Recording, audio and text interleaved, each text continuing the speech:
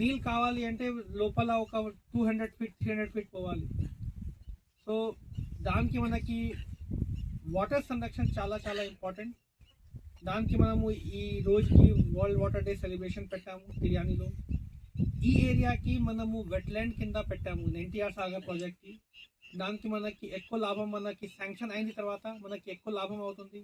ఇప్పుడు నెక్స్ట్ సీజన్కి నా ఉద్దేశం అంటే ఒక బ్యాంబూ రాఫ్ట్ లేకపోతే ఒక పెడల్ బోట్ కూడా పెడతాము. కొంచెం టూరిజం పెరుగుతుంది ఈ ఏరియాకి. టూరిజం పెరిగితే మనకి పక్కన ఉన్న ఊరు వాళ్ళకి బెనిఫిట్ అవుతుంది. సో అది కూడా మన ఉద్దేశం.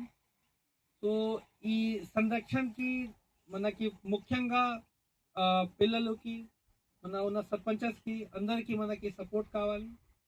అండ్ అడవి శాఖ తరఫు నుంచి we also want to thank మన ఇరిగేషన్ డిపార్ట్మెంట్ ఏఈ గారు, ఎస్సీ గారు, డిఈ గారు, ఎవరెవరు. వాటర్ అనేది ఇప్పుడు చాలా చోట్ల మనకు ఎక్కడ పడితే అక్కడ వాటర్ తాగే పరిస్థితి ఉన్నదా? లేదు. ఎందుకొరకు అంటే కాలుష్యం జరుగుతుంది.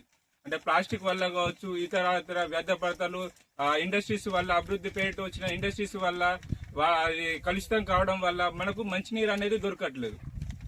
సో కనుక ఈ మంచినీరు కావాలంటే ఎలా? ఇప్పుడు వాటర్ అనేది వర్షాలు రావంటే ఎలా? దానికి కూడా మనకు ఫారెస్ట్ లింక్ ఉన్నది. ఎందుకంటే